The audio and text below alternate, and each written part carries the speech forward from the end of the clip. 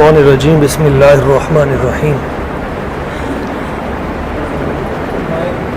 قال اللہ تبارک و تعالی فی کلامہ المجید فصل لربک وانحر صدق اللہ مولانا العظیم وصدق رسولہ النبی الکریم۔ درود پاک بآواز بلند، الصلاۃ والسلام علیک یا سیدی یا رسول اللہ وعلی آلک و اصحابک یا سیدی یا حبیب اللہ۔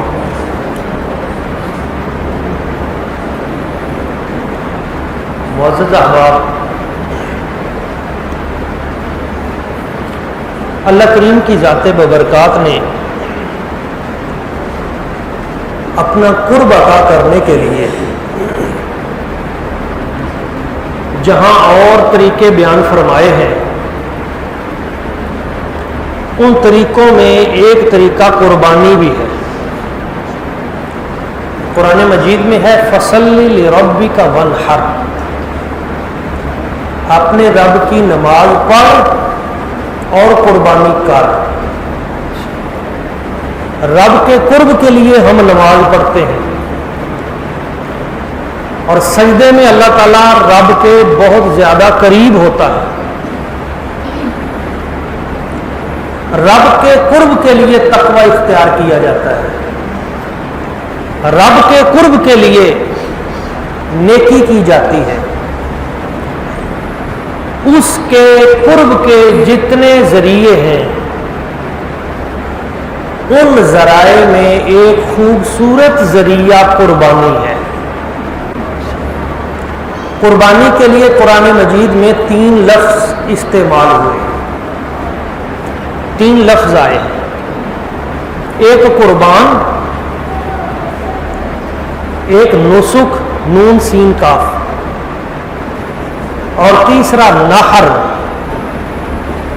جیسے فصل لربک وانحر، قربانی کر۔ قربانی کی ابتدا جب سے انسان ہے تب سے قربانی ہے۔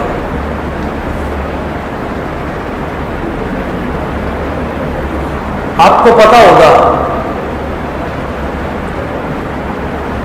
حضرت آدم علیہ السلام کی اولاد میں سے 2 بھائی ایسے تھے، ایک کا نام قابیل تھا، ایک کا نام حابیل تھا۔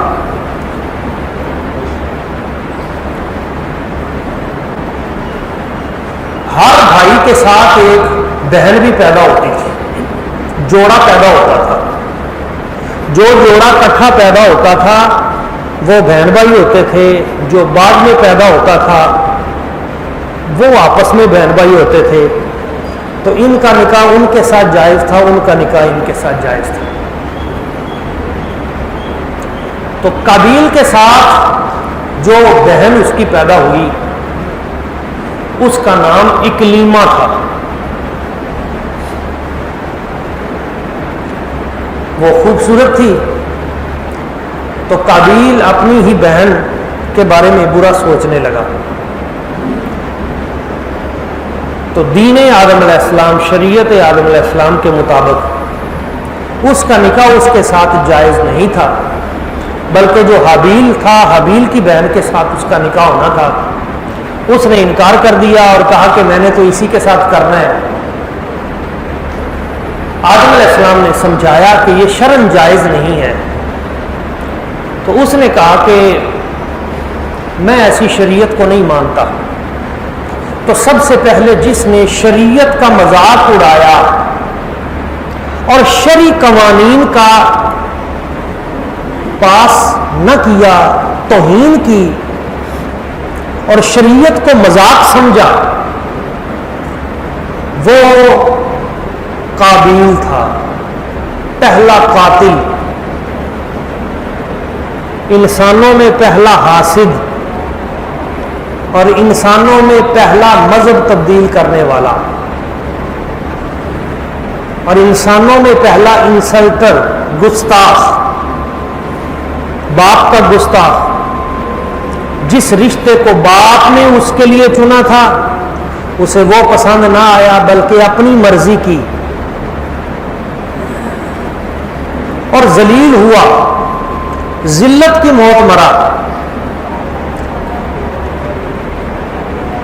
اس قابیل نے جب کہا کہ یہ میرا حق ہے تو حضرت آدم علیہ السلام نے ایک طریقہ بتایا کہ تم دونوں بھائی قربانی کرو، قابیل اور حابیل مل کر قربانی کرو، جس کی قربانی رب کی بارگاہ میں قبول ہو جائے گی اس عورت کی شادی اس سے ہو جائے گی۔ بڑا آسان طریقہ تھا اور اللہ کی ذات پہ چھوڑ دیا۔ آدم علیہ السلام نے ایسا فیصلہ کیا، حضرت حابیل اپنے ریوڑ میں سے ایک بکرا لے کے آ گئے، قابیل اپنی کھیتوں میں سے گندم لے کے آ گیا، اناج لے کے آ گیا، دونوں چیزیں پہاڑی پہ رکھ دی گئی۔ آدم علیہ السلام نے دعا کی، آگ آئی اور اس نے آ کے حابیل کا جو بکرا تھا اس کی جو قربانی تھی اسے جلا دیا۔ وہ قبولیت کی علامت تھی کہ اس کی قربانی قبول ہو گئی ہے، اور قابیل کی گندم ویسے کی ویسے پڑی رہ گئی، قبول نہ ہوئی۔ آدم علیہ السلام نے فرمایا اب آسمانی فیصلہ آ گیا ہے، پہلے تو بات اپنے درمیان میں تھی، اب وہ بھی شریک ہو گیا ہے، تو جو اس نے فیصلہ کیا اسے مان لے۔ اس نے کہا کہ نہیں، مجھے یہ فیصلہ قبول نہیں، باپ کی توہین کی۔ آدم علیہ السلام حج کے لیے گئے تو پیچھے سے اس نے اپنے بھائی کو پکڑ کے مارنا شروع کر دیا۔ یہ دنیا انسانیت کا پہلا قتل تھا۔ جب اس نے مارنے کی کوشش کی تو حضرت حابیل نے آگے سے جواب دیا، لئن بسطت الی یدک لتقتلنی ما انا بباسط یدی الیک لیقتلک، اگر تو مجھے قتل کرنے کے لیے اپنا ہاتھ بڑھائے گا تو میں اپنا ہاتھ تجھے قتل کرنے کے لیے نہیں بڑھاؤں۔ قیامت تک کے لیے جو بھی قاتل ہے اس کا گناہ قابیل کے کھاتے میں بھی جا رہا ہے، اور حضرت حابیل نے صبر کیا۔ قیامت تک جو بھی اپنے بھائیوں کی تکلیف پہ صبر کرے گا، جہاں ان کو اجر ملے گا وہاں وہ اجر حضرت حابیل کو بھی ملے گا۔ اس لیے حضور نے فرمایا نیکی سے ابتدا کرو گے، قیامت تک تمہاری نیکی کو دیکھ کر جو بندہ نیکی کرے گا اس کا اجر بھی تمہیں ملتا رہے گا۔ برائی کی ابتدا کرو گے، معاشرے میں برا کام شروع کرو گے تو جتنے لوگ اس تمہاری برائی کو دیکھ کر اس برائی میں مبتلا رہے وہ سارے کے سارے ان کا گناہ بھی تمہارے کھاتے میں۔ تو میں اپنے نوجوان دوستوں سے بھی کہتا ہوں کہ یہ جو موبائل یوز کرتے ہیں کہ گانے باجے فحاشی اور اس طرح کی تصویریں یہ جو تم شیئر کرتے ہو تمہارے مرنے کے بعد بھی وہ دنیا میں چلتی رہیں گی اور مرنے کے بعد بھی ان کا گناہ تمہیں ملتا رہے گا۔ اچھی چیز اگر دوسرے تک پہنچاؤ گے تو اچھائی کا ثواب ملے گا، بری چیز دوسرے تک پہنچاؤ گے تو قیامت تک تمہیں اس کا گناہ ملے گا۔ اب یہاں جو اصل مسئلہ میں نے سمجھانا تھا، اس نے قتل کر دیا قاتل قابیل نے، بعد میں اسے پتہ نہیں تھا کہ میں نے کرنا کیا ہے، تو پھر ایک کوا دوسرے کوے سے لڑا اور کوے نے دوسرے کوے کو قتل کیا، پھر اس نے پروں سے چونچ سے قبر کھودی اور پھر اس کو دفن کیا، پھر مٹی ڈالی، تو پھر قابیل کو پتہ چلا کہ اس طرح مرنے کے بعد بندے کو چھپاتے ہیں، تو پہلی قبر بنی۔ اس کے بعد یہ بھاگ گیا، اس عورت کو بھی لے گیا اور پھر یہ کافر ہو گیا۔ پھر اس کا جو آگے سے بچہ پیدا ہوا تو وہ نابینا تھا۔ ایک دن اس نے پانی مانگا اپنے اس بیٹے سے تو اس نے پتھر مارا اس کے سر میں اور باپ کا سر پھوڑ دیا، وہی مر گیا، کفر کی حالت میں مرا۔ یعنی جس نے باپ کو ستایا، شریعت کی توہین کی، اسلام کا تمسخر اٹھایا، ان کے بچے ان کی بے ادبی کرتے ہیں۔ جس نے باپ کی تھوڑی سی توہین کی اس کی نسل اس کی زیادہ توہین کرے گی. ابھی نا ہمارے ایک یہ ٹی وی پہ آپ سنتے ہوں گے، ایک حسن نثار نام کا ایک اور کالم بھی لکھتا ہے. تو جو لوگ صاحب علم لوگ ہیں وہ جانتے ہیں کہ وہ شریعت کا کتنا مذاق اڑاتا ہے. شروع سے کبھی وہ مولوی کے نام سے گالیاں دینا شروع کر دے گا علماء کو، کبھی وہ مطلب کہے گا کہ یہ جو حلال ہیں یہ پرانی باتیں کرتے ہیں، یہ اسلام یہ قابل عمل نہیں رہا، فلاں فلاں بے ادبی اور گستاخی اور اس طرح. میں نے اگلے دنوں اس کے بیٹے کی ویڈیو دیکھی جو اپنے باپ کو گالیاں دے رہا تھا، اس کی اندر کی گندی باتیں بتا رہا تھا. تو مجھے سمجھ آئی کہ جس نے اسلام کی اور شریعت کی توہین کی اور گستاخی کی اور بے ادبی کی، تو آگے اس کی نسل اس کی کتنی بڑی انسلٹر بن گئی اور ہمارے سامنے بن گئی. جب تم بڑوں کا ادب نہیں کرو گے تو تمہارا ادب نہیں کیا جائے گا. جب تم اسلام کا مذاق اڑاؤ گے تمہاری نسلیں دنیا میں تمہیں ذلیل کر دیں گی. تو میں بتا رہا تھا قربانی کی ابتدا کیسے ہوئی. وہاں پہ مسئلہ اصل سمجھنا یہ ضروری ہے کہ قربانی تو دونوں کی ٹھیک تھی. قابیل کی گندم بھی ٹھیک تھی، حابیل کا بکرا بھی ٹھیک تھا، مگر قربانی قبول کس کی ہوئی؟ قابیل کی نہیں ہوئی، حابیل کی ہوئی. اس سے ہمیں یہ درس بھی ملا کہ صرف قربانی چیک نہ کرو. مارکیٹ میں جب ہم جاتے ہیں تو بڑے ناز نخرے سے بکرے کے دانت چیک کرتے ہیں، اس کا کوئی دانت تو نہیں ٹوٹا ہوا، اس کے کان چیک کرتے ہیں، کان تو نہیں کٹے ہوئے. بھئی بکرے کے عیب آپ چیک کرتے ہیں کہ بکرے میں کوئی نقص تو نہیں. اپنے عیب بھی چیک کریں، مجھ میں کوئی نقص تو نہیں. وہ نقص جو قابیل میں تھے، قربانی اس کی ٹھیک تھی، گندم ٹھیک تھی، ردی گئی، قبول نہ ہوئی. وجہ کیا تھی؟ قربانی ٹھیک تھی، آپ ٹھیک نہیں تھا. صرف یہ نہ دیکھیں کہ میرا بکرا ٹھیک ہے، اس کے کان پورے ہیں، اس کی ٹانگیں ٹھیک ہیں، یہ دیکھیں میں بھی ٹھیک ہوں. قابیل میں حسد کی بیماری تھی بھائی سے، تیرے اندر اپنے بھائی سے حسد کی بیماری تو نہیں ہے. قابیل شریعت کا مذاق اڑاتا تھا، قاتل بنا، تیرے اندر شریعت کا توہین کرنے کا تو نہیں ہے کوئی ایسی بات. قابیل اللہ کی حرام کردہ عورت کو اس نے حلال کیا تھا، رشتے پامال کیے تھے، زانی تھا. تیری نگاہ میں کوئی فتنہ تو نہیں ہے، تیرے دل میں کوئی برا خیال تو نہیں ہے، گناہ کی طرف تو نہیں جاتا تو. اگر تیرے اندر وہ قابیل والی صفتیں ہیں تو پھر بکرا چیک کرنا چھوڑ، پھر اپنے آپ کو چیک کر، اپنے دل پہ توجہ دے، اپنے من میں ڈوب کر پاجا سراغ زندگی. اللہ تعالیٰ نے یہاں پہ پتہ کیا فرمایا ہے؟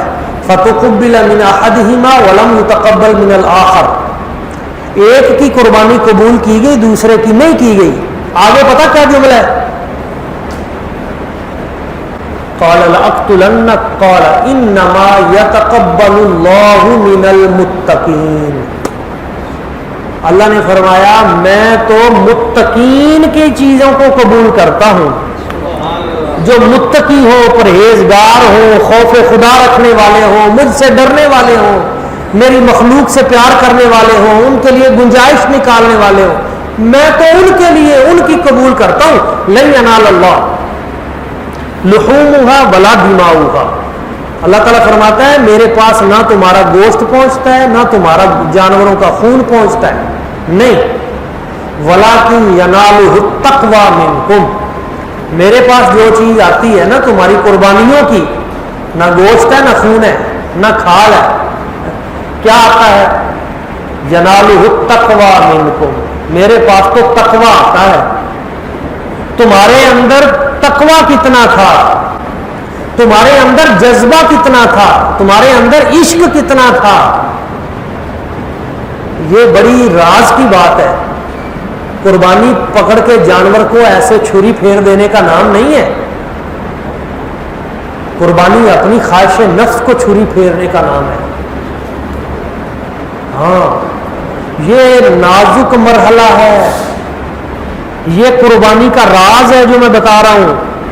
جب آپ جانور خرید کر اسے لٹا کر اس کی گردن پہ چھری چلانے لگتے ہیں تو پتہ ہے آپ اس وقت کس جگہ پہ کھڑے ہوتے ہیں؟ پتہ ہے کس جگہ پہ کھڑے ہوتے ہیں؟ حضرت ابراہیم علیہ السلام اپنے بیٹے کو رب کی بارگاہ میں لٹا کر اس کی گردن پہ چھری چلا رہے تھے. آپ اس وقت ان کے نقش قدم پہ کھڑے ہیں, ان کی سنت پہ, اور ان کا جذبہ کتنا تھا کہ میرے رب نے یہ مانگا ہے میں نے کر دیا ہے. کیا جب آپ قربانی کرتے ہیں تو آپ کا جذبہ وہ ہوتا ہے یا یہ ہوتا ہے کہ اس مسیطے پڑھنی عید جتھے وہ جلدی ہوئے جلدی وہ بوٹیاں بنا, جلدی جلدی مال تیار ہو. بلکہ ہمارے ایک دوست ہیں تو وہ کہتے ہیں کہ ہم بکرا رات کو ہی کر لیتے ہیں. بڑے پیارے دوست ہیں, ادھر ہرون آباد کے ہی. میں نے کہا یار یہ رات کو بکرے کا کیا مطلب ہے, عید سے پہلے رات کو. وہ کہنے لگے نہیں جی عید والے دن کے ہم نا قربانیاں ہم نے الگ رکھی ہوئی ہیں, عید کے بعد جو ہم پڑھتے ہیں وہ ہم نے قربانی الگ رکھی ہوئی ہے, لیکن ایک عید والی رات پہلے کرتے ہیں تاکہ صبح جلدی جلدی گوشت کھا لیں. یہ المیہ ہے ہمارا, یعنی ہمیں اصل قربانی کا جو فلسفہ ہے وہ نہیں سمجھ میں آیا. ہمیں یہ ہے کہ گوشت جلدی کھانا ہے فوری طور پہ. تو یہ جو بنیادی فرق ہے یہ میں آپ کے سامنے رکھنا چاہتا ہوں کہ قربانی تو اس جذبے کا نام ہے جو جذبہ ابراہیم علیہ السلام کے سینے میں تھا, وہ ہمیں حاصل ہو جائے. اب آپ دیکھیں صاف ستھرا جانور کرنے کا حکم کیوں ہے, اس میں بھی ایک راز ہے. وہ یہ ہے کہ جب تم کسی کو گفٹ پیش کرتے ہو, تحفہ پیش کرتے ہو, کسی کے گھر تم کو 2-4 کلو آم لے کے جاتے ہو, قربانی لے کے جاتے ہو, خوبانی یا آلو بخارا, تو تمہاری کوشش یہ ہوتی ہے کہ بھائی اچھے گھر میں جا رہی ہے.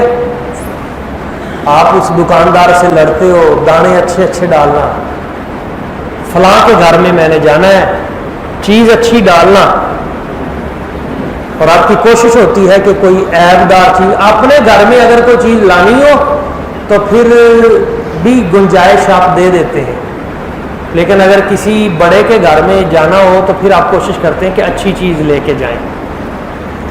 تو رب فرماتا ہے جب تم کسی کے گھر میں جاتے ہو تو تم اچھا تحفہ لے کے جاتے ہو, تو میری بارگاہ میں تم نے پیش کرنا ہے تو کانا پیلا نہ لے کے آؤ, ادھر بھی اچھا ہی پیش کرو, اچھی چیز خریدو, اچھی چیز پیش کرو, تو اس سے ہی میں تم سے راضی ہوتا ہوں. اس جذبے سے رب راضی ہوتا ہے. اس لیے کہا گیا ہے کہ جو جانور لنگڑا ہے اس کی قربانی نہیں ہے, جس کی آنکھ نہیں ہے اس کی قربانی نہیں ہے, جو اتنا کمزور ہے کہ وہ چراگاہ تک جا نہیں سکتا اس کی قربانی نہیں ہے, جو شدید بیمار یا شدید بوڑھا ہے اس کی قربانی نہیں ہے, عیب دار جانور کی قربانی نہیں ہے. تو ایک تو یہ یاد رکھنا ہے کہ اس کے اندر عیب, اور دوسرا یہ یاد رکھنا ہے کہ میرے اندر بھی کچھ ہے. میں نے اپنے آپ کو حضور کی سنت کے مطابق کتنا ڈھالا ہے. جانور کے کان اگر پورے ہیں تو میرا بھی چہرے کی جو زینت ہے وہ حضور کی سنت کے مطابق پوری ہے یا نہیں. میرے جو نمازیں روزہ دیگر معاملات ہیں وہ حضور کی سنت کے مطابق پورے ہیں یا نہیں. تو اس کا بھی ہم نے خیال کرنا ہے. اور تیسری چیز, قربانی قربان کرنے کا نام ہے, قربان کرنے کا نام ہے. اگر آپ نے کوئی چیز قربان ہی نہیں کی تو قربانی کیسی؟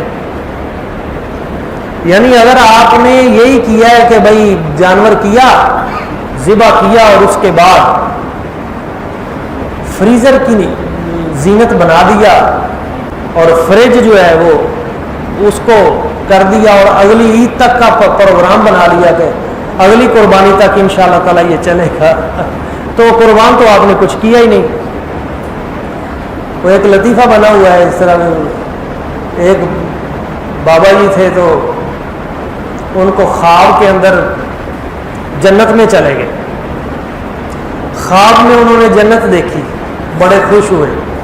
تو جنت میں انہوں نے دیکھا کہ قربانی پہ انہوں نے جو بکرا کیا تھا وہ بھی وہاں پہ چر رہا تھا.